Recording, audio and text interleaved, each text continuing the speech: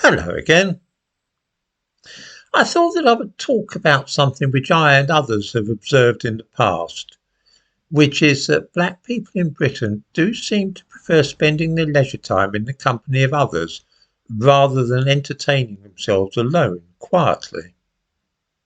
As usual, I am of course speaking in broad terms rather than in absolutes, although I rather suspect that this qualifying statement will pass straight over the heads of some of my more excitable and, shall we say, less intellectually gifted listeners.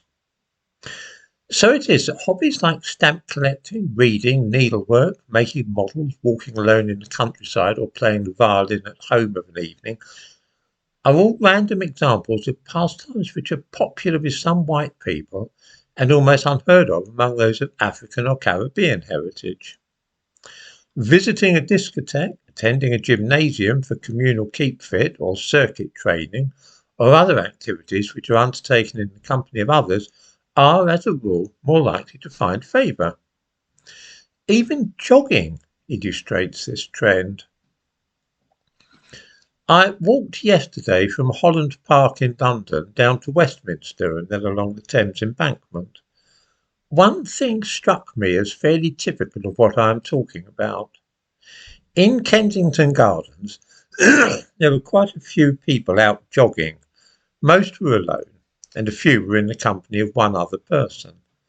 These couples ran in silence, perhaps occasionally exchanging a few words with each other. The general tendency, though, was that anybody watching white people jogging, for all these runners were white, would assume jogging to be a quiet and usually solitary activity which some people follow as a hobby. From afar, I heard some pounding music with a heavy bass line, and then, a short time later, a group of a dozen black women hove into view. The other runners, the white ones, uh, running individually or in pairs, were darting nimbly around pedestrians on the path so there would not be a nuisance. This large body of females, though, swept everybody to one side like a human steamroller. They were of various ages, from teenagers to middle-aged women, and they made it clear that they wished to be noticed. The noisy music, the fact that they ran along the narrow path as a group rather than in single file, it was fascinating to behold. For them, running was obviously not a quiet and lonely pursuit, but rather one in which they wished to work as a large team and be noticed.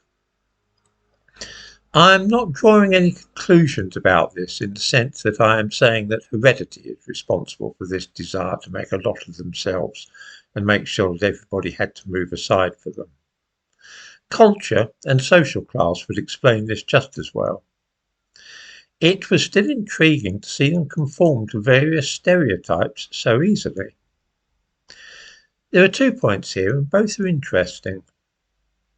I have seen it suggested that black people are reluctant to do things which are altruistic, that is to say, which benefit other humans randomly without giving any obvious advantage to the person undertaking the action or to his family or friends. Things such as donating blood, volunteering for charities, that sort of thing. It has also been claimed in the past that black people do not really go in much for hobbies, and the explanation floated is that if they do anything, they wish to be paid for it. This does not necessarily mean to say that people of African or Caribbean heritage are more mercenary and selfish than the rest of us. There might be another explanation, one which ties in with income and social class rather than ethnicity, which brings me to my second point. The income of black people tends to be much lower in this country than that of white people or those whose ancestry lies in India. In the description to this video, I give a link to the government figures for this. A natural consequence is that black people are likely to have less leisure time than other ethnic groups, and spare time might more likely to be spent in making money rather than doing things which will not bring in any extra income. From this perspective, perhaps the average black person might feel that spending an afternoon volunteering in a charity shop or an evening cataloguing a collection of stamps would be frivolous activities which would not help put food on the table. This might explain why pastimes and hobbies are often communal as well, rather than individual pursuits in this ethnic group, because it would enable them both to maintain their social life while also relaxing a little. That might go some way towards accounting for the large group of black women runners I saw yesterday. Perhaps some viewers will recollect that I've spoken before about the way in which black people visiting the countryside or national parks have this same habit of moving around in a group rather than by themselves.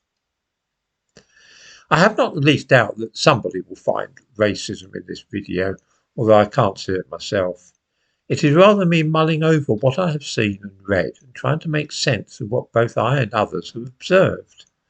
As I say, in this case, culture, income and class are probably a better explanation of what is seen than the idea of inherited characteristics.